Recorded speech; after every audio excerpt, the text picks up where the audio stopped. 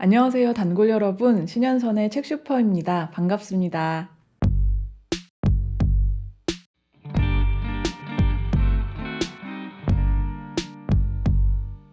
단골 여러분도 그런 게 있으실지 모르겠는데요. 저는 특정 기간에 막 자주 계속 생각하게 되는 그런 단어가 있어요. 왜 수능 금지송이라고 하는 이어웜 아시죠? 귀벌레라고도 하잖아요. 그렇게 막 자꾸 귀에 맴도는 그런 중독성 있는 노래가 있는데 그것처럼 어떤 단어도 자꾸 떠오르게 되는 경우가 있어요. 작년에는 뭐 말할 것도 없이 구름이었고요. 그리고 그와 더불어서 곁이라는 단어도 참 많이 생각했어요. 그리고 늘 정말 자주 생각하려고 하는, 그리고 자주자주 생각하게 되는 단어는 친절하다이고요.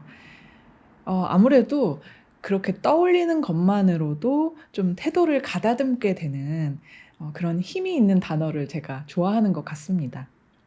그래서 2026년 올해는 싸타라는 단어를 자주 생각하고 있어요. 여러분은 어떤 단어를 생각하시나요?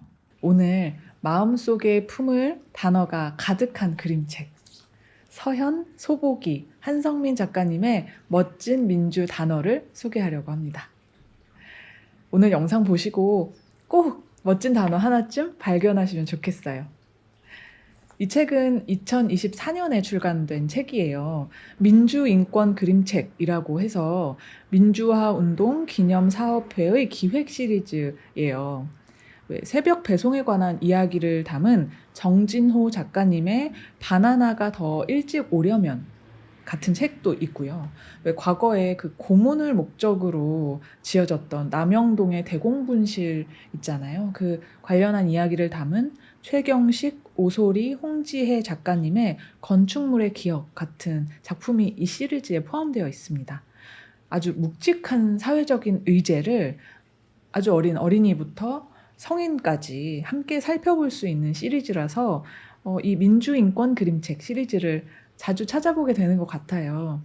그 가운데 오늘 소개할 이 멋진 민주 단어는 정말 누구나, 그러니까 이제 막 글자를 읽기 시작한 어린이나 한창 학교 생활을 하는 뭐 청소년이나 성인이나 할 것 없이 모두에게 선물해도 좋을, 그러니까 누가 보아도 반짝이는 부분을 꼭 발견하게 될 그런 책이에요. 단어 책이잖아요. 그래서 일단 하나의 단어가 등장을 하고요. 그 단어에 관해서 이 세 캐릭터가 단어를 얘기하는 건데, 이 세 캐릭터가 아주 작가님들을 꼭 닮은 귀여운 캐릭터들입니다. 여기 보이실지 모르겠어요. 아마 이분이 한성민 작가님일 것 같고, 아니다. 이분이 서현 작가님일 것 같고, 이분이 한성민 작가님, 그리고 이분이 소보기 작가님을 아주 닮았어요. 이 세 캐릭터들이 나와서 어떤 에피소드를 좀 보여주면서 그 단어의 뜻을 설명하고 있는 그런 구성인데요. 제가 이 책에 정말 단번에 반한 점은 가장 첫 번째로 등장하는 단어가 나답다라는 점이었어요. 나답다. 진짜 제가 몇 년 동안 늘 마음에 품고 있던 단어였고, 지금도 사람들을 만날 때, 특히 어린이들을 만날 때요, 나답다라는 말을 어떤 방식으로 전하고 싶은 마음이 있어서, 어떠한 방식으로든 좀 전하고 싶은 마음이 있어서 나답다, 이 단어는 얼마나 귀한가 생각하는데요. 이 첫 페이지에서 나답다를 만나서 단번에 반해버렸는데 곧이어 거듭거듭 또 반해버린 이유가 나옵니다. 나답다 다음에 바로 다르다라는 단어가 나오는 거예요. 그러니까 새삼 이 나답다라는 단어와 다르다라는 단어가 나란히 놓이니까 이 두 단어는 사실 짝꿍 단어가 아닌가? 이런 생각도 하게 되더라고요. 나답다라는 단어만 있으면 자칫 시야를 막 나에게만 두기 쉬운 것 같거든요. 그러니 다르다. 이 단어가 꼭 나란히 놓여야겠죠. 그러니까 나는 나답게, 너는 너답게. 그래서 우리는 다 다른 사람이지만 나다운 그 고유함을 서로가 받아들이면서 온전히 나 자신으로 살 수 있는 것. 이런 이야기를 참 어떤 면에서는 우리 사회가 너무 그런 이야기를 못하고 있는 게 아닌가 이런 생각도 하게 되고요. 그래서 이 두 단어가 책의 입구에 이렇게 있었다는 것이 너무 소중하게 느껴지고 이 책이 무엇을 말하고자 하는지를 알게 되기도 했어요. 이런 식으로 이 책에 짝꿍 단어라고 볼 만한 그런 단어들이 나란히 놓이는 부분이 곳곳에 발견되어서도 좋았고요.